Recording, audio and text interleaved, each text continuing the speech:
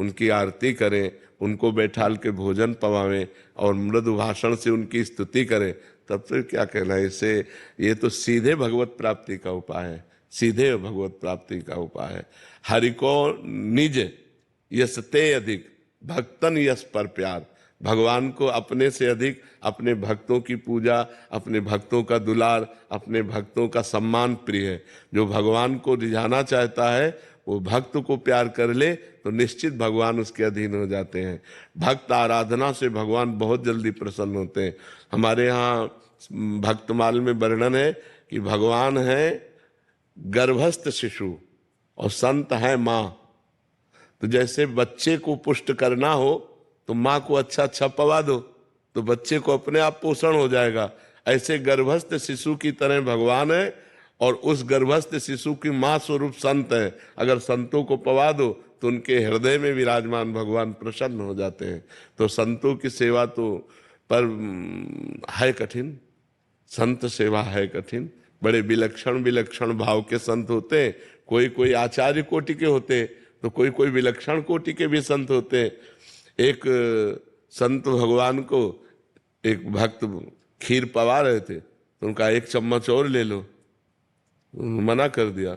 उन्होंने एक चम्मच डाल दिया और खींच के एक थप्पड़ मारा उनके।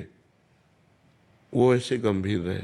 जब वो खा पी चुके तो साष्टांग दंडवत की, गांव के किनारे टिके थे, विचरण करने वाले थे। दूसरे दिन फिर गए और साष्टांग दंडवत की, कहा महाराज जी घर पधारो। तो उनका कल तुम्हें एक थप्पड़ मारा था, बुरा नहीं लगा? बोले महाराज जी ये तो आपका कृपा प्रसाद था। बोले तुम्हारी संत सेवा सफल हुई।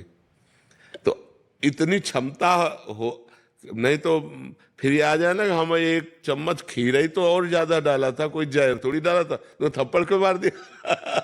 संत से गर्मी दिखा दे, लेकिन नहीं, दास स्वभाव से। अलग अलग संतों का स्वभाव होता है। अगर हम संत सेवा कर ले गए तो भगवान अधीन हो जाएंगे, पक्का समझो। श्री हरिपाल जी नाम के एक महाभागवत हुए हैं। उनके गुरुजी ने जब उन्होंने प्रश्न किया कि मुझे भगवान का साक्षात्कार गृहस्थी में रहते हुए कैसे हो जाएगा, तो उन्होंने कहा कि अगर भक्तों की सेवा बन जाए, संतों की रोज सेवा हो, तो एक दिन भगवान स्वयं मिलने आ जाएंगे। तो उन्होंने अपने गुरु वचनों का पालन किया, संत सेवा प्रारंभ कर दी। तो संतों को श्रद्धा और भाव चाहिए। तो अब जहां किसी संत की सेवा होती तो वो संतों से कहता यार कभी उधर जाना तो हरिपाल जी के यहाँ जरूर जाना, बहुत सुंदर संत सेवा करते हैं, बड़े सुंदर भगत हैं वो। अब वहां संतों की मंडलियां आने लगी। अर्थ सीमित था, धीरे धीरे सब संत सेवा में। यहां तक हालत हो गई कि अब संत आए तो अब उनका भोजन प्रसाद कैसे हो। तो उन्होंने विचार किया कि अब मैं चोरी करूंगा। जंगल का रास्ता था तो खड़े हो जाते और जो निकलता तो मारते नहीं थे पर दूर से भाला दे।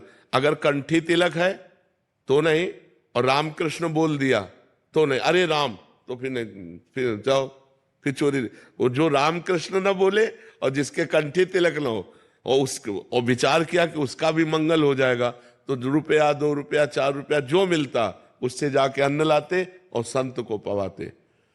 अब ये धीरे धीरे प्रचार प्रसार हो गया कि अगर राम बोल दे, अगर गले में कंठी हो तो इधर चोरी नहीं होगी, नहीं तो चोर सब चुरा लेते हैं। तो अब वो जो निकले उस रास्ते से तो राम ही राम कहते निकले। अब चोरी वाला भी काम खत्म। अब संत वहां, तो एक दिन वो बहुत अंदर से विचार किए कि क्या करूं। गांव के बाहर बैठे, अब जो निकले वहां से राम राम राम, क्योंकि पता है इस गली में चोर लगते। तो अब वो बैठे विचार, अगर आज मुझे कुछ ना मिला, हमारे संत भगवान भूखे चले जाएंगे तो हमारा वर्षों का नियम टूट जाएगा। भगवान का चिंतन कर रहे थे। द्वारिकाधीश भगवान सजने लगे। ये हार, ये करधनी, ये बाजूबंद, सब स्वर्ण आभूषण।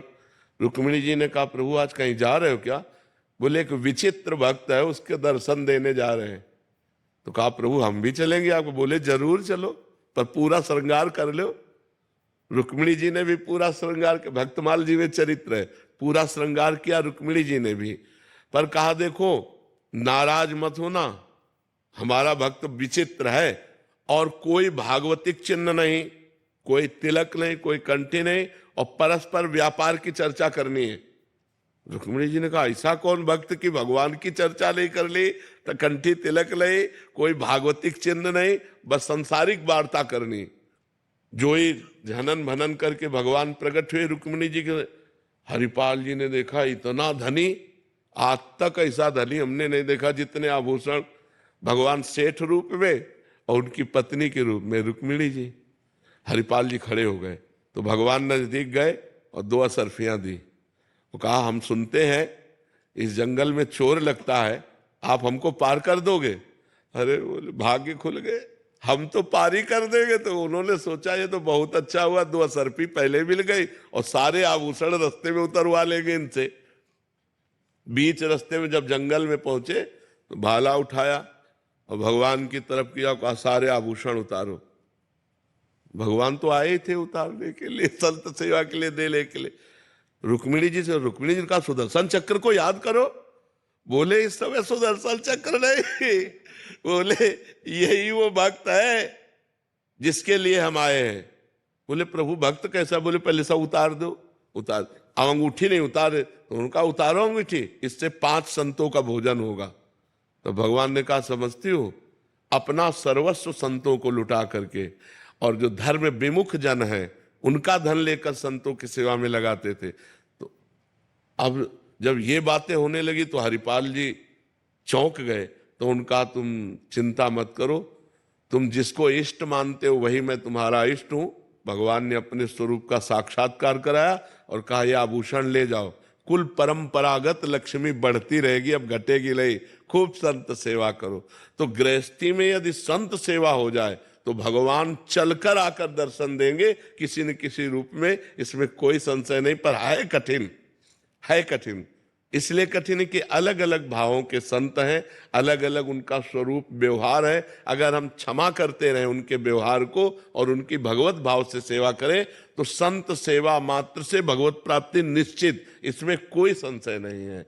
अजहू सोच विचार के गई भक्तन पद ओट, हरि कृपाल सब पाछली क्षमिहे तेरी खोट। आज जो हम संत बने बैठे हैं इसमें संतों की ही कृपा है। हमारे घर में संत जन जाते रहते थे, उनकी जूठन मिलती थी, उनका चरणामृत मिलता था। तो संतों की कृपा हो जाए तो संत बना दे, तो संत के वेश में इस मार्ग में चल पड़े।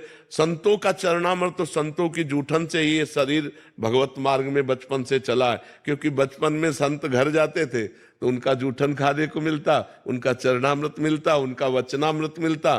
तो यही निश्चय हो गया कि जीवन में सत्य विषय एकमात्र भगवान है, भगवान को प्राप्त कर लेना ही जीवन का परम लाभ है। निकल पड़ी यात्रा।